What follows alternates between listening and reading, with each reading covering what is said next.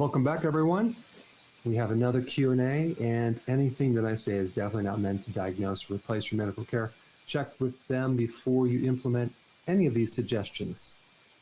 So, Steve, well, we've got over to you. All right. Well, let's kick it off from our green room. And Rochelle has been very patient. She was the first one to log on, and she's fully briefed. And Rochelle, if you would unmute yourself, you are on with Dr. Berg.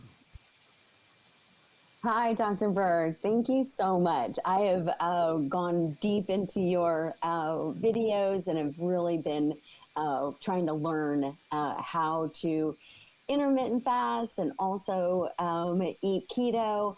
And I'm just wondering, I started in June 21st, so over a month ago, and I'm not really seeing a lot of results, but I did just get some of your supplements that are with regard to the estrogen and the carnivorous vegetable supplement and the electrolytes.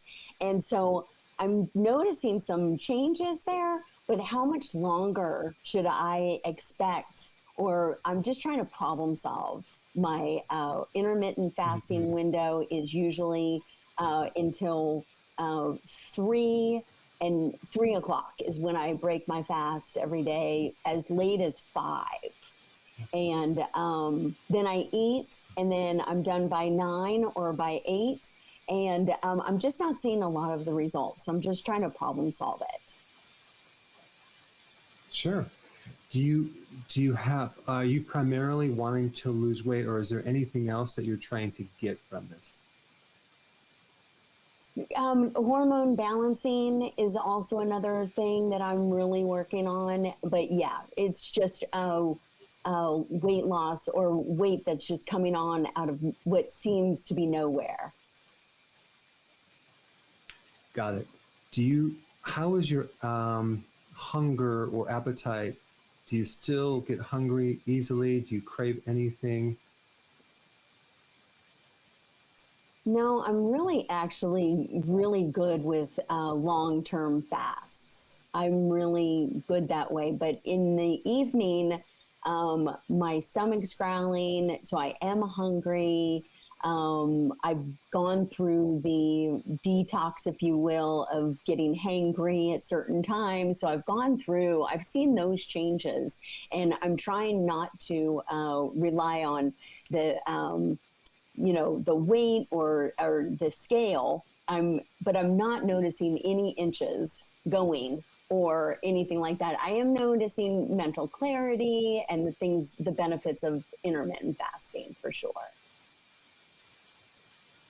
And so you said something about hormones, right? Are you talking about Yes. Estrogen dominant, menopausal, or anything? Yes. Anything there?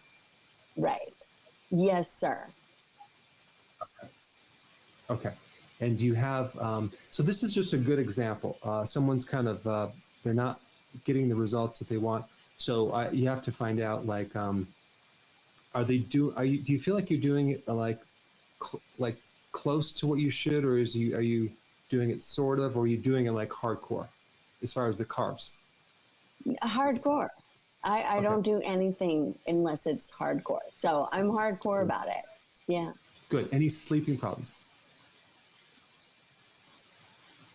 No, I usually rest 7 to 8 hours a night, and I'm pretty good with sleeping through the night. It's been really hot here in Texas, so that is a factor for sure. Thank God for air conditioning. And then how about your stress level? Yeah. How is your stress level? Oh, I live in stress for sure. I live in stress. I have a very stressful job. So yeah, so I'm giving it as much time as I can. I just didn't, there's so many diets out there that just don't work for me. And I'm just wondering if this is one of those diets. So how much longer should I expect no results until I get results? Yeah. Okay, so I'm just gonna, so I think you may have seen this on maybe one of my videos where I talk about get healthy to lose weight, not lose weight to get healthy. It just tells us, and when I say healthy, I'm mainly talking about insulin resistance and how long maybe you had that. If you have a difficult time losing with other programs, it just tells us that you have insulin resistance underneath it. So you've already told me that it's starting to work with loss of appetite and less hungry, right? So that's good. Also, maybe some slight changes with the supplements, but I'm gonna. It's really important to understand what normal is, because you might compare yourself to someone else and, wow, they just lost 17 pounds in 1 week and I just lost nothing. So that can be so frustrating, and you can go, well, I guess that didn't work. But here's the thing. You have getting the ketosis, which only takes like 3 days. But there's something else called fat adaptation. Fat adaptation, where you're actually really adapted to fat. And I think it'd be a bit beneficial at this point to get one of those keto testers that you can check your blood and just see what's the quantity of ketones that you're generating. Is it below 3? Is it 4? Is it 5? I doubt it. It probably could be like 1.5 to 2 maybe. But here's the thing. You might be the person that might have to just do 1 meal a day and then fast for the whole day. I think that's probably going to work for you more than anything else, especially if you're going through menopause. And I think, the whole hormone thing is kind of throwing you off, honestly. So I think you're in the right direction of trying to handle this barrier, at the same time. That's going to kick it off. But 1 meal a day, and have a big meal. And also, when I talk about stress, I really talk about you have good stress and bad stress. And really the difference is the good stress is stuff you can control. The bad stress is out of your control. And the more that happens, the more we got the darn cortisol contributing to slow results. If you were to then do 1 meal and add some exercise in there, and then really make sure that you recover from it, I think you're going to see the best change. And really the thing is this, like we want your ketones to be as high as possible at this phase. Like if you can get it to 4 or 5 on the scale of things or more, that would be incredible. And you would be losing weight. To get it there, you have to add longer fasting and more exercise, really, and keeping your carbs low. Unfortunately, those are the 2 factors. Now, I will say I had a very few patients in the past that, they did this and they did not get the results. And we had to literally do some extreme things to get them to get it to work, simply because they had they did some really serious dieting that really messed things up early in their life. And I had to get them on 1 meal every other day. Hopefully you're not in that boat. But that's really what we did to finally see the results. So anyway, that's my advice to you. And so try those things out. Thank you. That's great, Rochelle. Thanks for representing Steaming Hot Texas so well. And we're going to get to social media. Don't you all worry about that. But first, let's kick off with our first quiz question of the day. And there you go, Doc. Okay, so which contains more protein? Wait a second. Which contains more protein in an egg, the whites or the yolk? All right, jump on it, audience. I know you'll be back with an answer in 2 seconds. Now, Terry's been typing furiously, so let's see what he's come up with. First question of the day. Boy, there's been a lot of them. That's great. Jennifer from Manchester, UK on YouTube. I was wondering if soy-based yogurt is okay for keto. It contains no carbs or sugar, has 4 grams of protein and 0.9 grams of fiber. I do not like soy at all. Unfortunately, yes, you're right. It might be low carb, but the way they process the soybean, okay, so let's say it's non-GMO. Unfortunately, very unfortunately, when they even grow soybeans, just to keep the other weeds down, many farmers have to spray the soil before it sprouts. So that affects the microbes. And they can still call it organic, unfortunately. So it all depends on when they spray it. So, and plus the estrogenic effect, I think the Only person I would recommend to do soy at this point is Rochelle, because of the hot flashes. But even then, I probably would only recommend like fermented in small amounts. But typically, soy, especially in America, is so badly processed. It's not something that's going to contribute to your health. If you're a vegan and want to do some yogurt, do anything other than soy. Maybe you could. There's certain, nut yogurts you can do, coconut yogurt, something like that. But of course, the problem is they put all these added gar-gum and these different things in it to make it with the right texture. So that being said, you may want to try some kefir. All right. You heard it from the doctor himself. And later in the show, we're going to have a nice gentleman, Pahal, from India. But right now, there's a question that he'll probably ask as well. And this is from Norfolk on YouTube. Can you discuss options for someone who travels and tries to maintain a vegan keto diet? Good luck on that one. First of all, I think it's a great opportunity when you travel to do fasting, right? So you do fasting. You just basically fast through the whole trip. And also you may have some jet lag, so take some vitamin D with you. Take that. That handles jet lag so fast.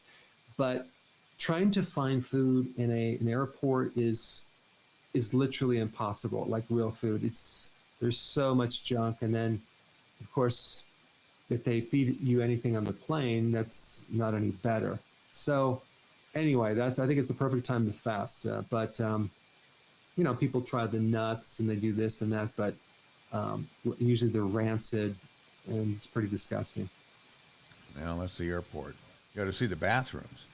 Anyway, Dr. Berg, the first question asks, which contains more protein in an egg, whites or yolk? And the audience leaped on it immediately.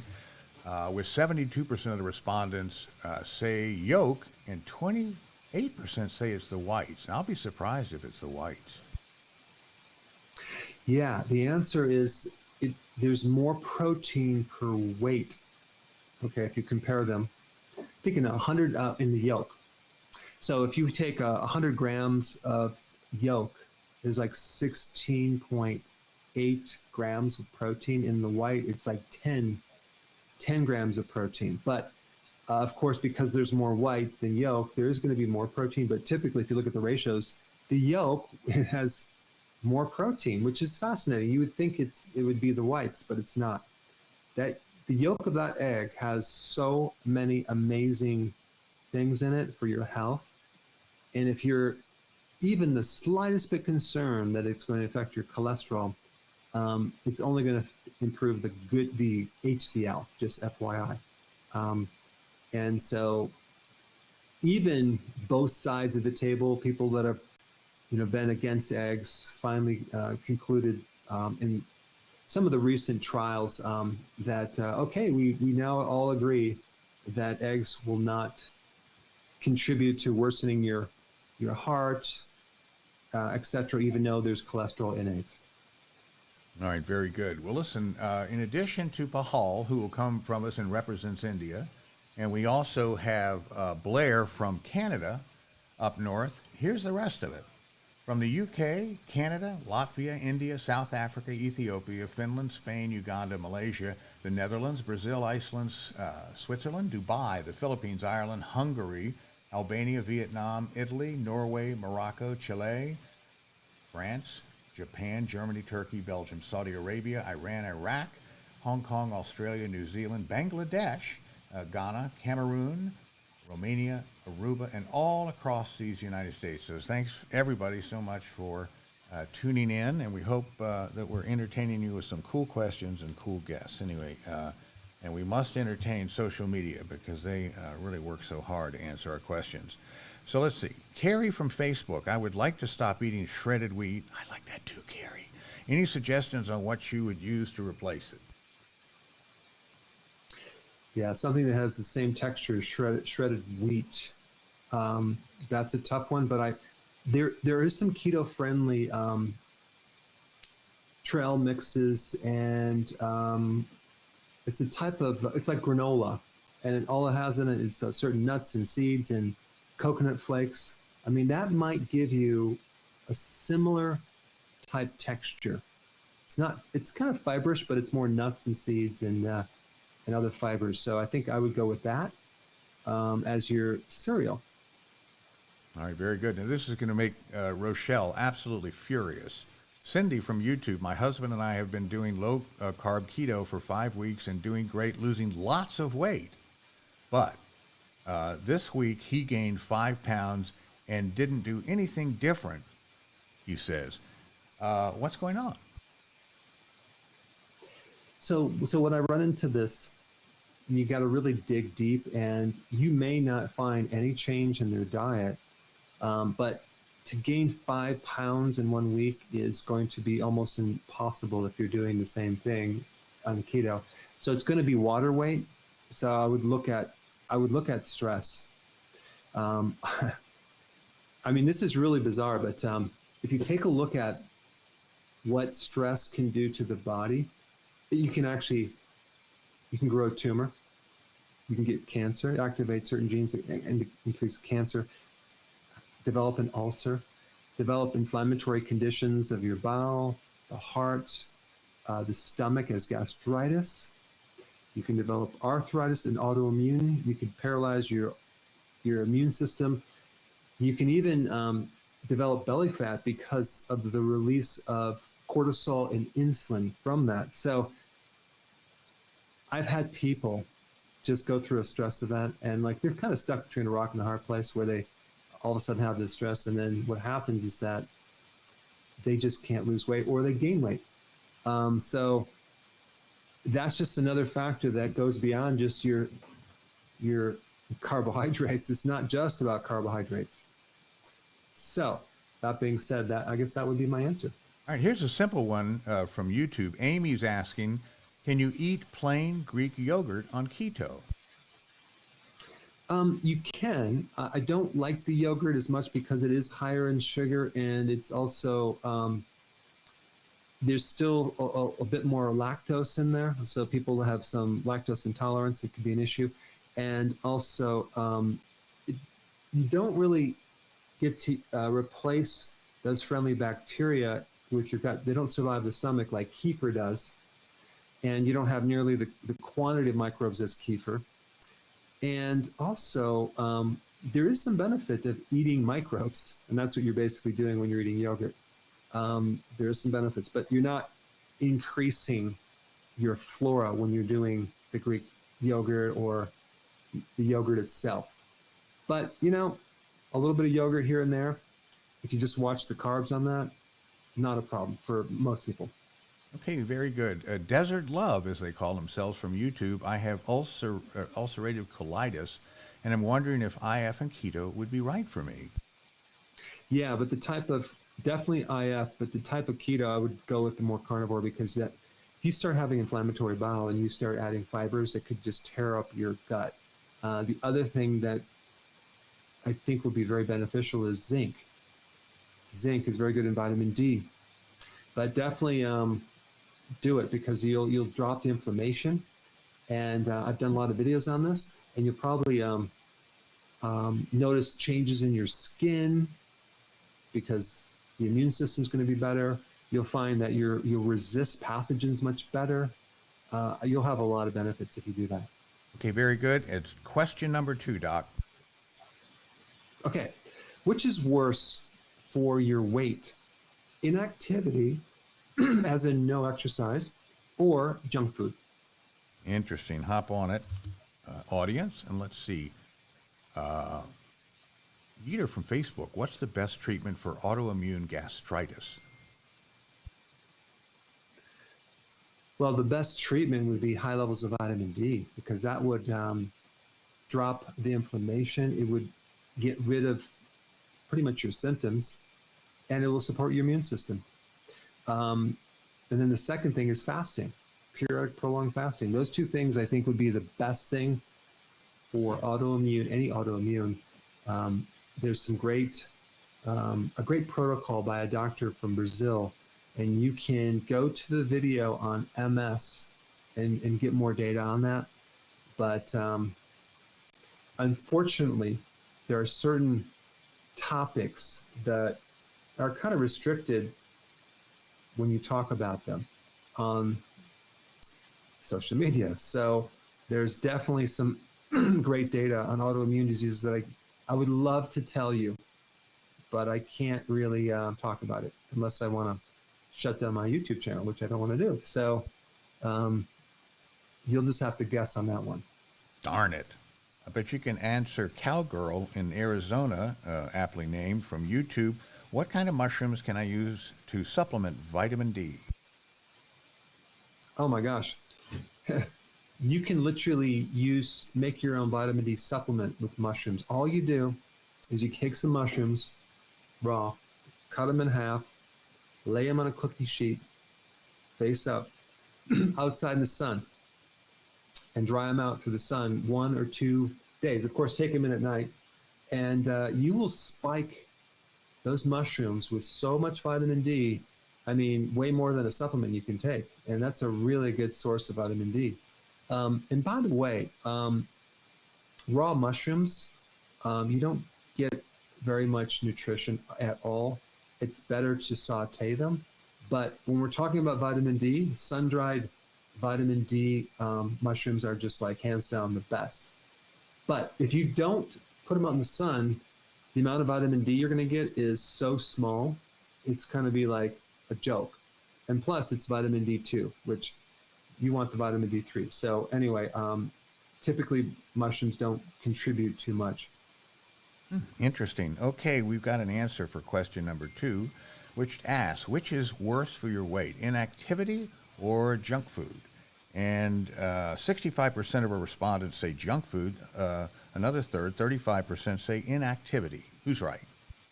I was just really curious about that question to see if it would be 100% because it's not. So that's interesting. Yeah, it's totally junk food because exercise only contributes 15% to your weight loss. 15%. That means 85% is your diet.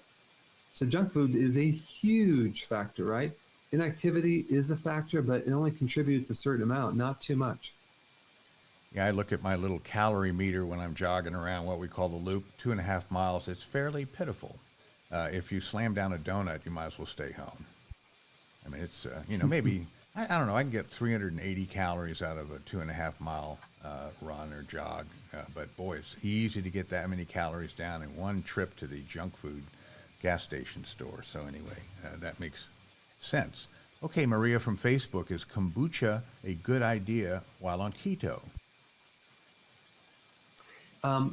Yes and no. It's good for your gut. It has lactic acid. It has a lot of beneficial things for your gut. But a lot of the kombucha, if you read the back label, especially nowadays, is very high in sugar. I mean, it's like really high in sugar. So if you could potentially make your own and really ferment it a lot longer, it'll be very, very less sweet and it'll be very carbonated, which I think that's the best thing. But try to find something with 2 grams or less, which is really hard. And if you have something a little bit higher, then don't consume a lot of it because there's a good amount. That's how they make kombucha from sugar. So I think it'd be fun to make your own and then really ferment the heck out of it. But there's a lot of great benefits to your gut from kombucha. You know, Steve, these microbes are just fascinating. I mean, Steve, I would say that all of your favorite foods could not exist without help from microbes. We have butter. It's fermented culture butter. We have bread. We have cheese. We have chocolate. That's all fermented. And wine and beer. What more could you want? Interesting. Well, you talk about those a lot. In a video recently that I saw, you spoke about the great necessity and imperative to have good gut bacteria. Otherwise, you get in a lot of trouble. So let's see. Let's go to our green room. And next up, from Canada, I think you've been around there a few times, is Blair. Blair does not have a camera working, but Blair, you're on the air with Dr. Berg. Can you hear me? Perfectly. Good. Dr. Berg, I recently had just a normal routine checkup with, and I was diagnosed. I'm going to be 81 in September. I diagnosed with they call it heart failure in Canada, but the doctor said that's a bad word for it because it's not really. But anyway, it's hardening of the heart walls, and it's diagnosed as 65 to 70%. He said it's normal, and it doesn't pump as much blood through your system. But I exercise at least 2 days a week and mostly 3 days a week. And I do mini fasting every day. And I just got your keto book yesterday, which I can't wait to dive into and read that. So anyway, is there anything I should be doing for hardening of the heart wall? Yeah. Yeah, I think you're on the right track because if anything could actually extend the longevity of your heart, it's the combination of keto and intermittent fasting and doing it healthily. The heart muscle and the inside of the arteries of your heart respond best to vitamin E. So you should get something called tocotrienols, which will immediately help any type of inflammation going on in those areas of your body. Your heart also will carry more oxygen, the heart muscle itself, if it has enough vitamin E. So that's just a really important one. So if we're talking about hardening of the arteries, we want to keep things elastic. And with aging, of course, you have more hardening. So there's a couple things that I would focus on. Consuming the high potassium diet on this keto. So that's like the big salads and things, because the potassium and magnesium are going to make your arteries more flexible for sure. And being on a low carb is going to reduce any type of inflammatory condition, because it's really all about inflammation that the body then responds as a Band-Aid and make things really, really stiff.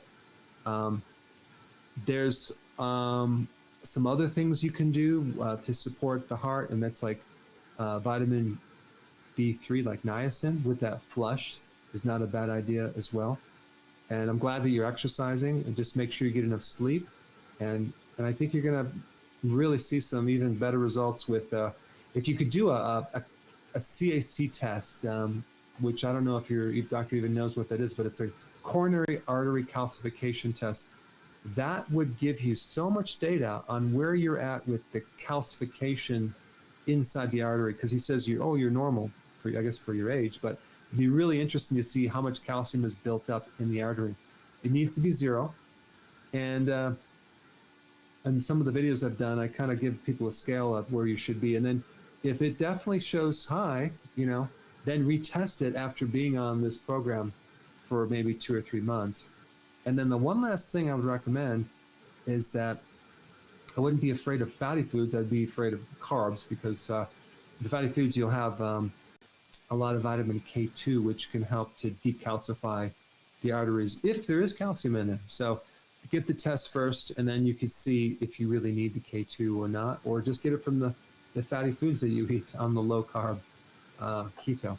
That's great, Blair. Well, keep in touch with us and let us know if that all shows a nice measurable distance. Okay, let's difference. Excuse me. Here's the next question, Doc.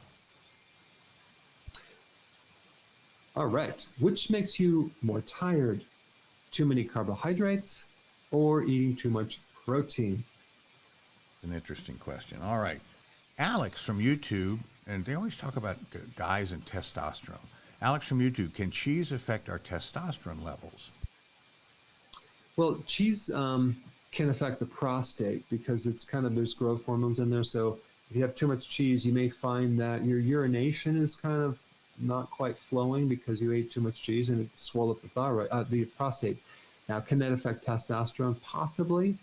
But typically, if you're doing a high quality cheese, let's say it's a raw milk organic cheese from Europe, not from America,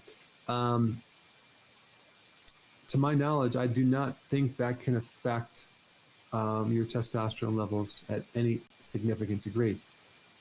Steve, I was doing some experiments on food to test different foods, and I found something at the grocery store that I bought that it looks like cheese, but it's an American processed cheese product. They can't call it cheese. They call it a cheese product, which is interesting. So I'm trying to figure out what they actually put in that processed thing that looks like cheese slices. But I would be scared to consume that. Well, you just melt it on top of a can of Spam, and boy, what a meal. Or what about put that right in some Wonder Bread? How about that? Make a little cheese sandwich. Yeah, and cut the horrible crust off the edge so you get all the goodness. Yeah. All right. Get rid of the crust. Very good. Okay, now this, boy, an oft-asked question, I'm sure. Yazan from Facebook. What's the best way to eliminate sugar craving? Well, the best way is just to not eat sugar, and then your body's forced to then convert into your burning your fat. And then that makes it easy, because trying to get rid of cravings by having cravings is super hard. I don't recommend it. Why not just get rid of your cravings and then just make it easy on yourself? There's a kind of a shortcut little trick you can do also for cravings for sweet. You can actually buy a supplement called Gemnema.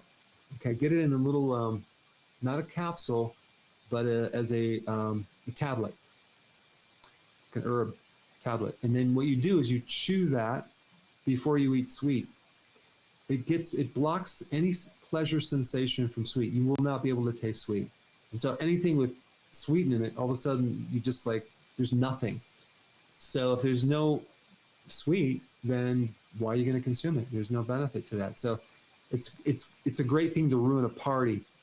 I was thinking about putting it into a spray. I had it in a spray at one time, but you know what? I'm trying to get people just to not have to do these tricks and things. But I was scolded at a party because my wife, Karen, was very upset when I actually sprayed this Gemnema in everyone's mouth before they consumed anything that we had, and completely ruined half the foods out there because some of them were sweet. This was back years ago.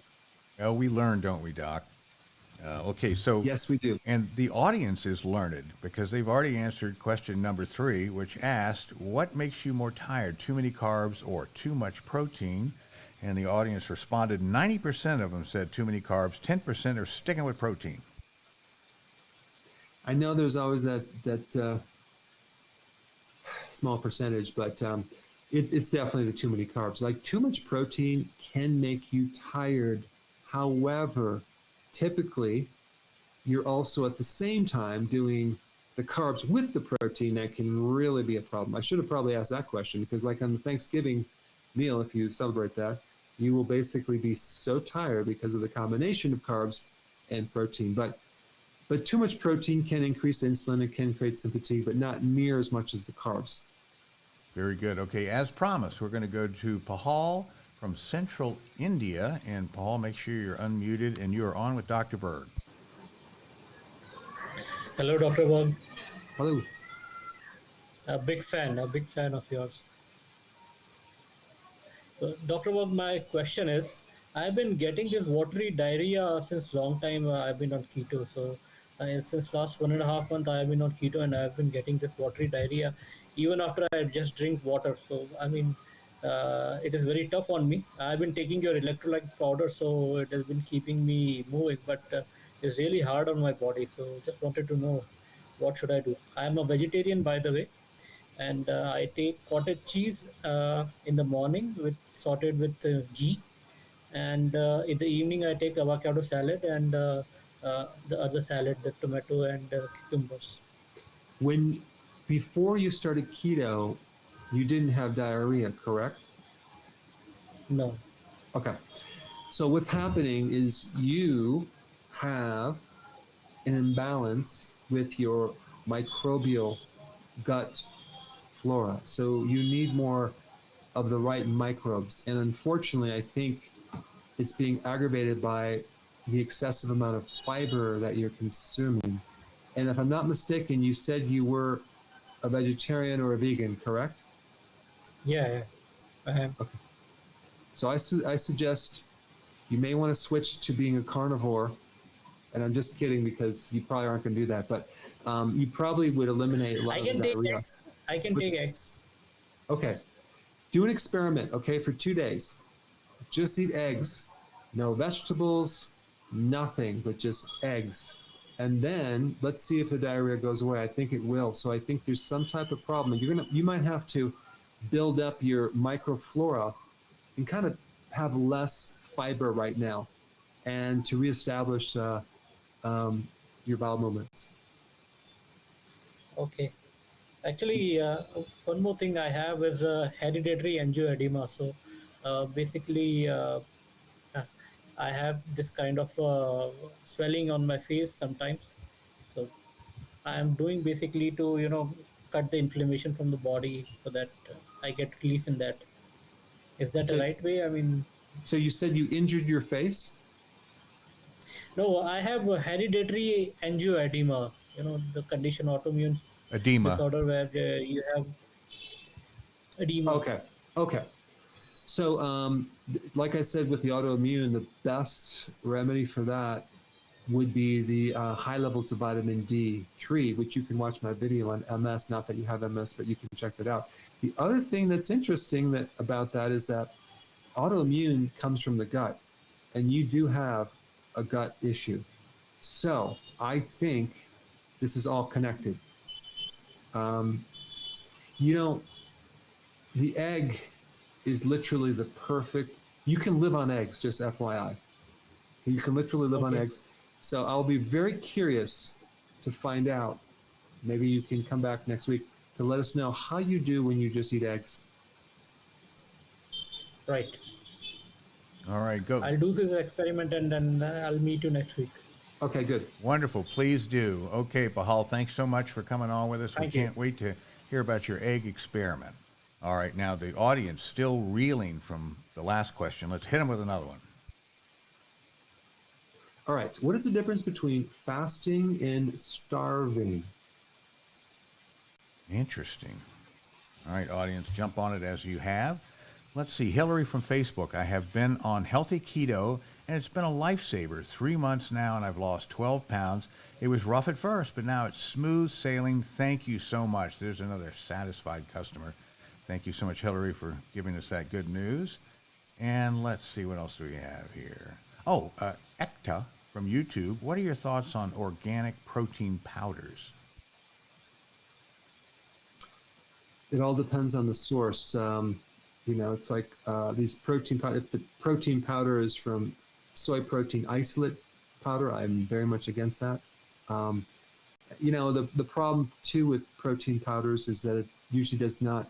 It's lean. It's like low fat. There's no fat in it, so it's kind of a bit of a refined product. But in certain recipes, especially the keto recipes, as long as you add fat with it, I think it'll be good. But there's a product out there called the Keto Brick. Very, very expensive.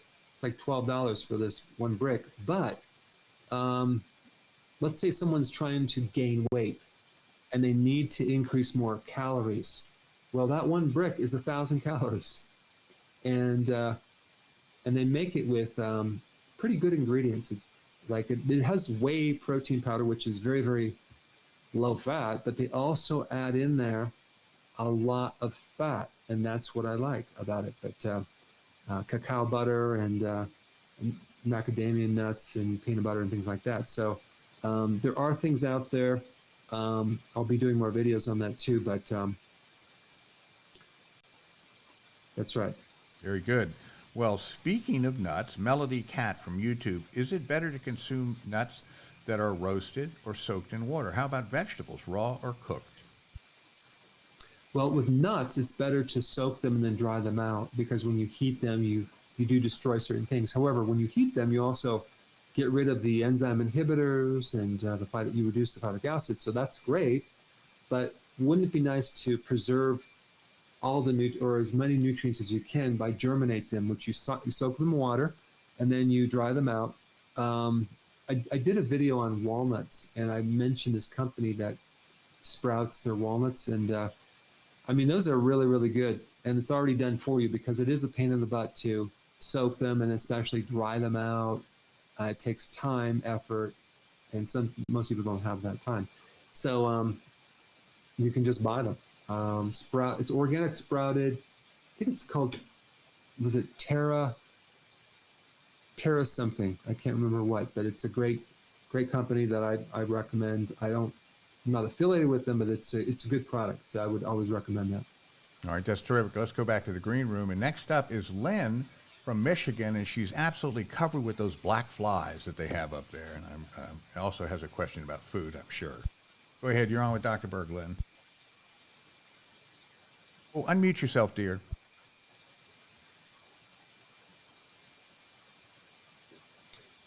Okay, there we go. Hi. Hello. I have a question. Hi. I've been doing keto for 2 weeks, and I have a problem with waking up between 2 and 3 in the morning with a severe headache.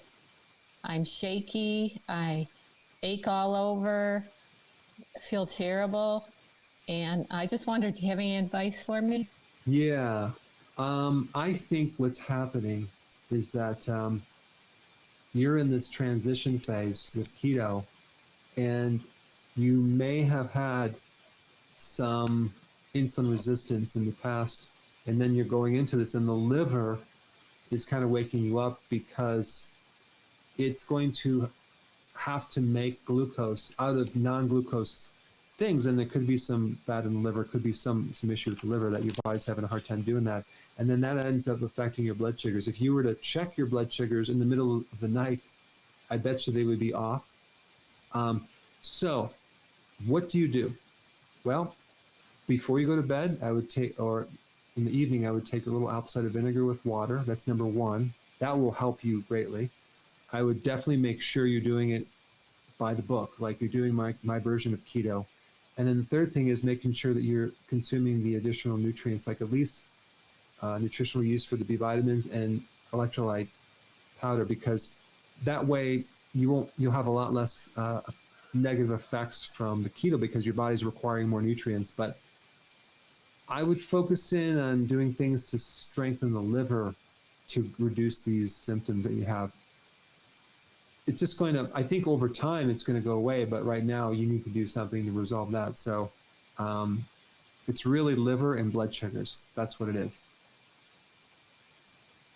All right, Lynn. Well, listen, I hope you got some good counsel there. And why don't you get back with us as our friend from India will, and let us know how that goes. So thanks for coming on to the show with us.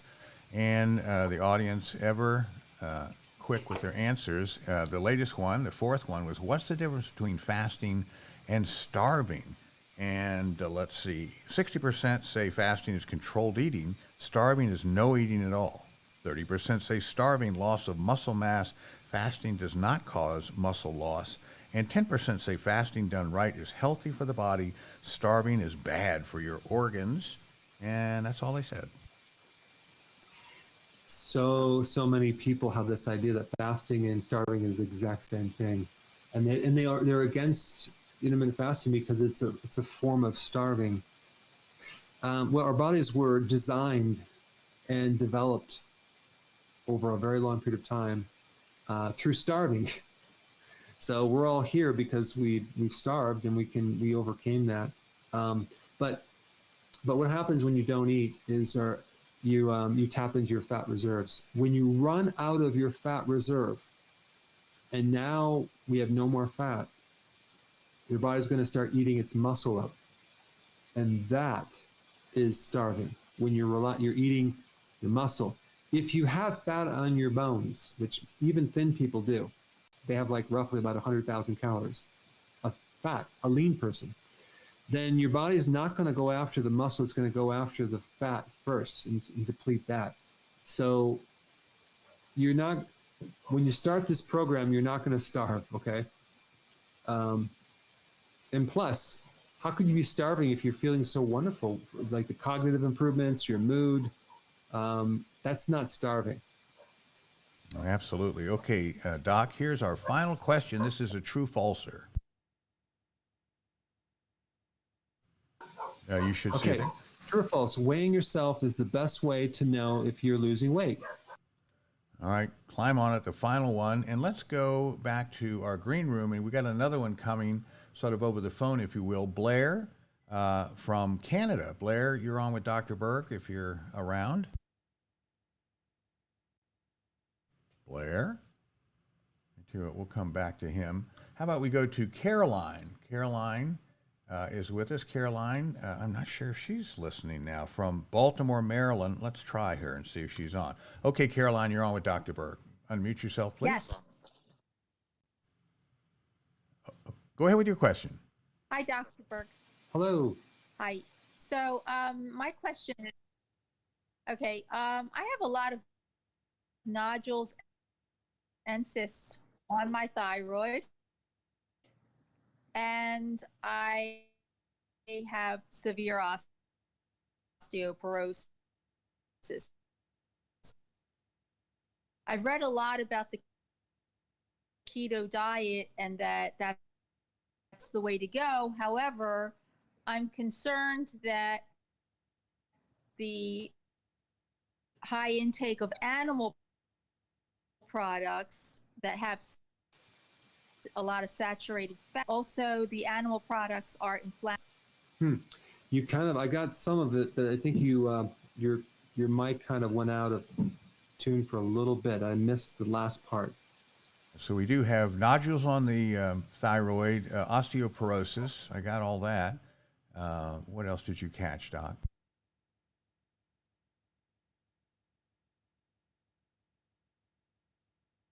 Doc, you there? Let's see. Oh, she's talking. I'm sorry.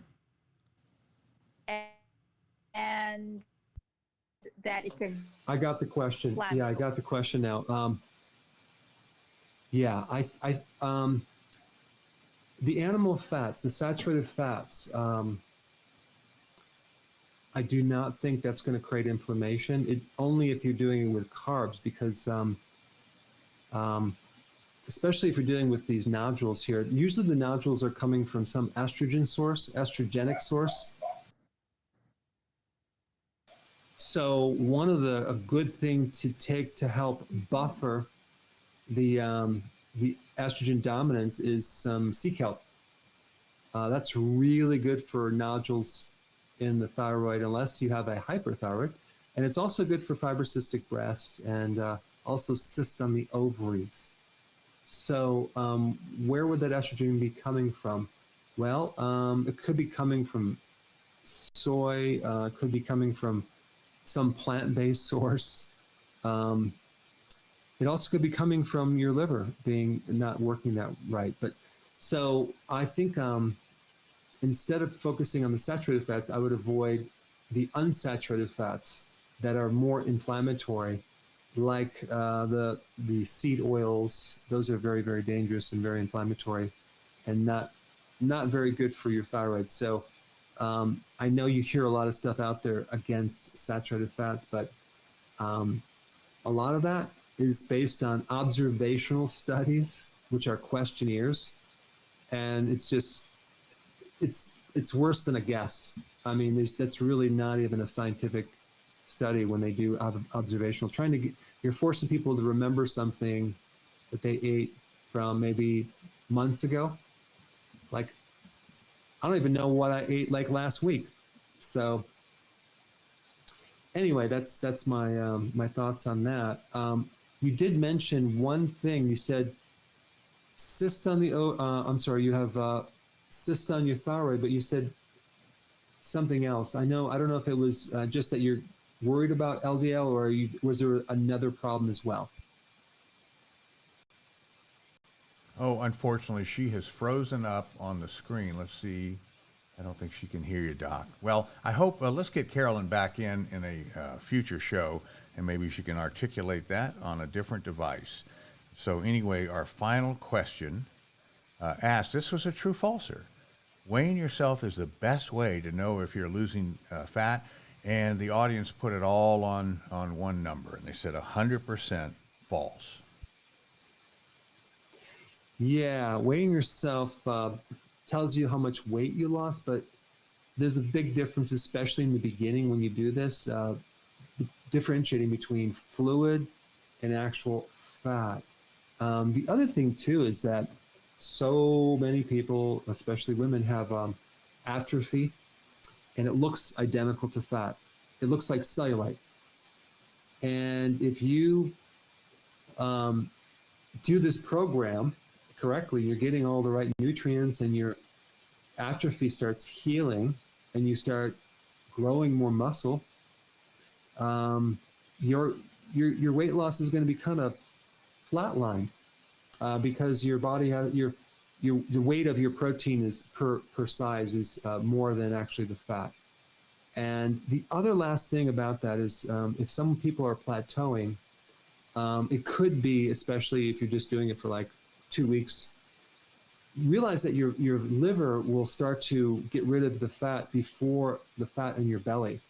So you may actually see no change in the first 2 weeks. But if you were to take an ultrasound on your liver, you would see some great changes with less fat on your liver. But, who's going to want to do that test? Interesting. Okay, let's see. By the way, this is all social media now from here to the end of the show. Carolyn from Facebook, any advice or tips for someone about to attempt a 2-week water fast? Yeah, you better make sure that you've already done intermittent fasting for a period of time. Don't just like jump in there. Also, make sure you're getting all your nutrients, like all the nutrients, including vitamin D and vitamin C and things like that, and the B vitamins, electrolytes, and sea salt for sure. So that, because we don't know if you have enough reserve to last that period of time without becoming nutrient deficient. But other than that, I think it's a really powerful thing to do. I mean, it is the answer to if you have cancer. I've done several interviews on people that have either stage 3 or stage 4 cancer doing fasting, and boy, they've done fasting for 3 weeks or more, even 4 weeks. And yes, they lost weight, but positive changes with the cancer. I mean, just huge benefits. The doctor can't even find the cancer left. So I've done some interesting videos on that, but there's just a lot of benefits from to your immune system to do these prolonged fasting. It takes a lot of discipline, but it's awesome.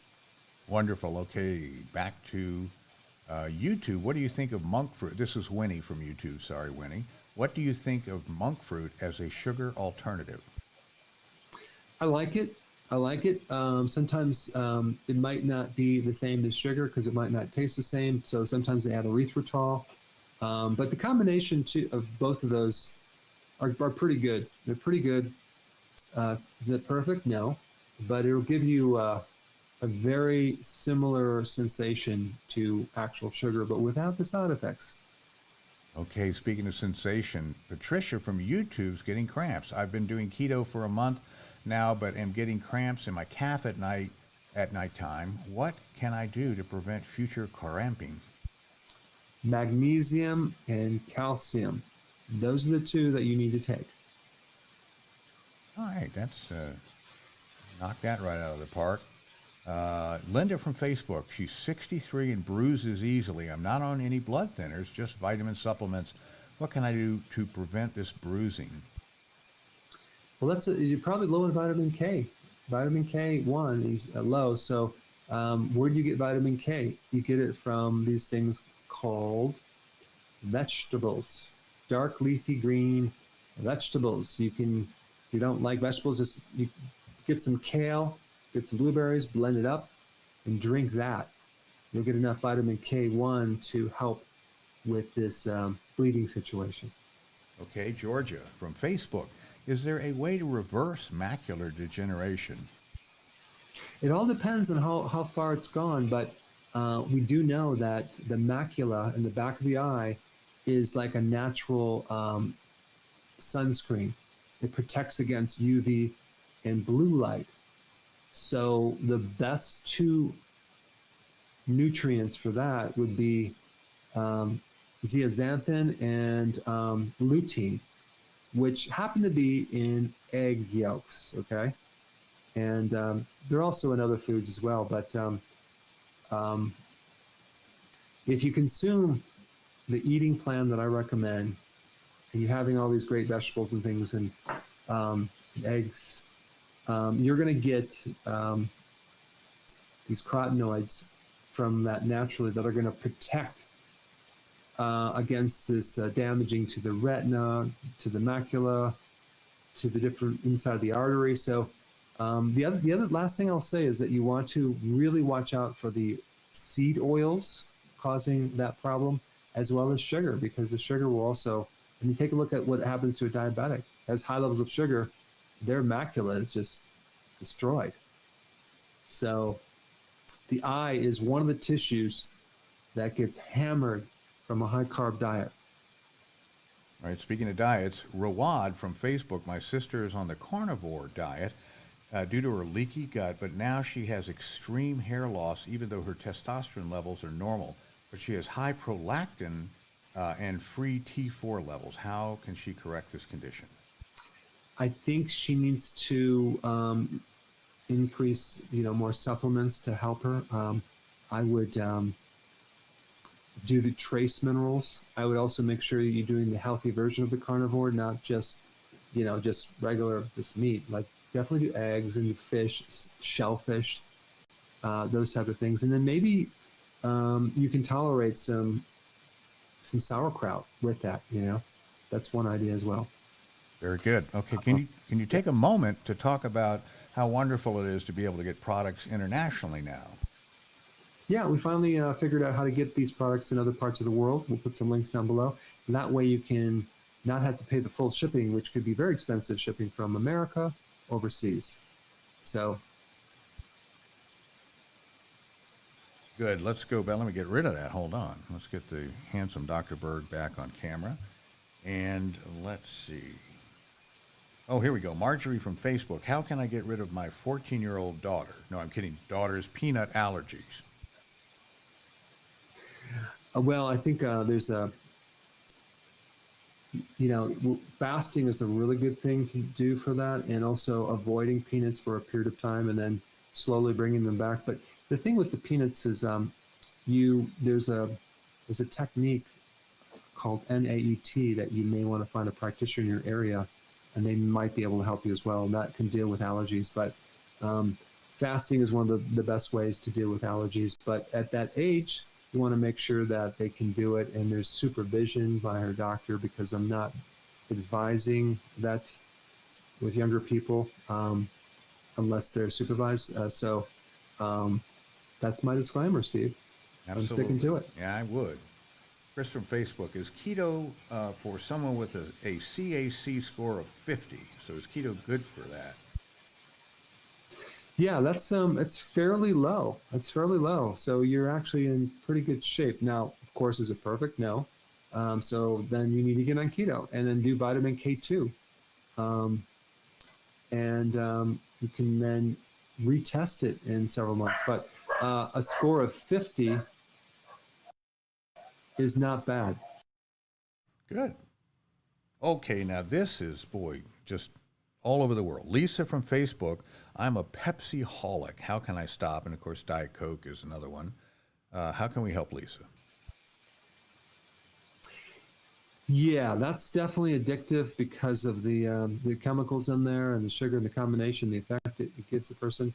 You're going to have to find a substitute and go with that. Like there's a lot of sodas out there now that are keto friendly, and they definitely are not going to be the same thing, but you're going to have to go with that. The other thing I would do, because especially if there's artificial sweeteners in some of these sodas, boy, does that affect your gut.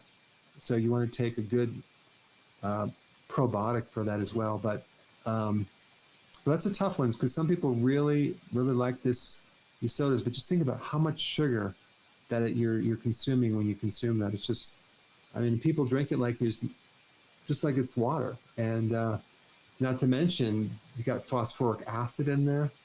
That's a lot of negative things going into your body. So just another thing you may want to just cold turkey it. Well, where's the hour gone? Hey, on that note, I really appreciate all of your questions and the wonderful comments on the YouTube videos that we're doing. I hope you're liking the content, and stay tuned this next week for some, I'm trying to make it more interesting, but you guys are giving me a lot of ideas for videos, so I appreciate it.